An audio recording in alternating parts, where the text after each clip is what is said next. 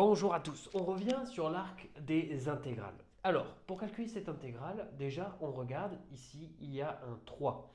Le 3 c'est une constante, on peut le mettre devant l'intégrale par linéarité.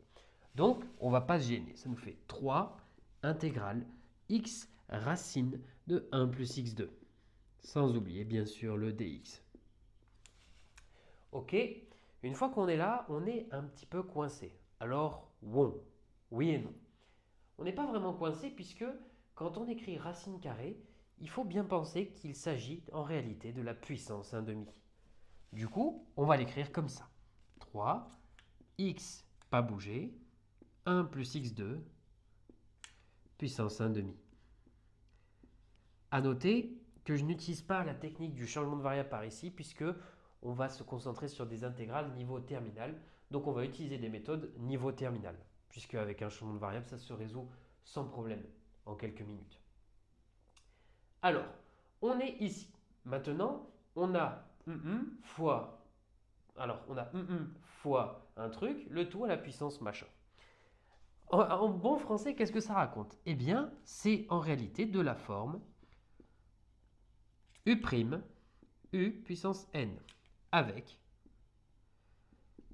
ici, n, c'est 1 demi, u', eh bien, on ne le connaît pas encore, mais u, on le connaît. Une chose est sûre, c'est que u, c'est notre 1 plus x2. Le u', c'est censé être 2x. Et c'est là où vous allez me voir venir. Ça nous donne u n plus 1 sur n plus 1. Quand on regarde le coefficient ici, il y a seulement 1, puisque x c'est la même chose que 1x. Pour avoir du 2, il faut donc que je multiplie par 2. Mais attention, en mathématiques, on n'a pas le droit de faire ça. On n'a pas le droit de faire les courses. On ne choisit pas ce qu'on fait. On choisit ce qu'on fait, mais on ne peut pas faire les choses de manière spontanée. Il va falloir toujours penser à est-ce que je peux faire quelque chose? Si oui, si je veux faire ça, je dois pouvoir annuler. Je fais quelque chose, j'annule. Je ne dois pas déséquilibrer l'équation. Et je crois que c'est aussi pareil dans la vie. 3 fois. Ici, je veux mettre 2. Donc, pour ça, j'écris 2 sur 2 intégrale x facteur de 1 plus x2 puissance 1 demi dx. Le 2, tu le mets à l'intérieur là-dedans. Boum. Batterie pleine. Merci, téléphone. 2x facteur de 1 plus x2. Le tout puissance 1 demi dx. Et là, on a gagné puisqu'on est bien de la forme u' u puissance n. On a bien la dérivée de lui. Et là, vous remarquez que le 2, je peux le remettre à l'intérieur, ça simplifie. Je n'ai pas perturbé l'équilibre de l'équation. Eh bien, je vais pouvoir le calculer. J'ai le droit de faire un accent espagnol de par mes origines, ne vous inquiétez pas. Alors, vous avez ça. Maintenant, on va utiliser simplement la formule u n plus 1 sur n plus 1. Eh bien, c'est parti. Fois, boum, 1 plus x2, 1 demi plus 1 sur 1 demi plus 1. Je mettrai à la fin. 3 demi fois 1 demi plus 1, 3 demi. 1 plus x2, 1 demi plus 1, 3 demi. Vous me voyez venir. Et là, vous voyez, 3 demi ici, 3 demi ici, ça se simplifie. Sinon, vous faites le flip reset, ça revient multiplié par 2 tiers.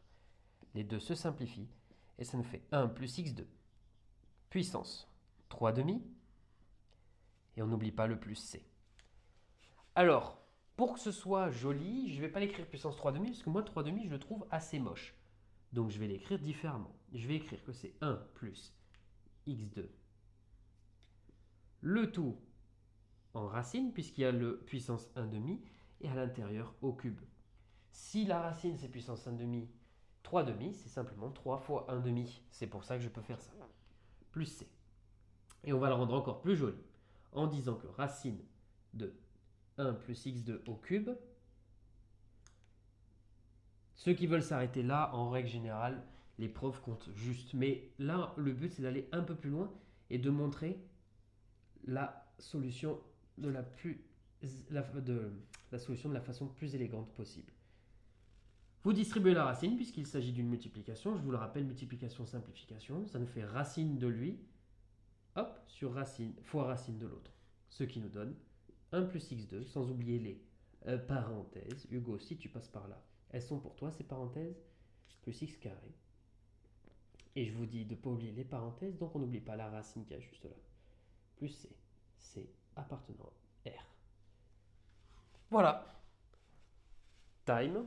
Vous avez vu que cette intégrale n'est pas si compliquée que ça. Il faut juste être méthodique et bien identifier la forme. En règle générale, quand on a une racine, on pense que c'est du u' sur 2 racines de u. Eh bien, pas forcément. Ici, il faut transformer la racine en puissance 1/2 et on utilise u' u puissance n. Et on s'en sort très bien. Allez, moi je vous dis passez un bon dimanche. Ciao tout le monde.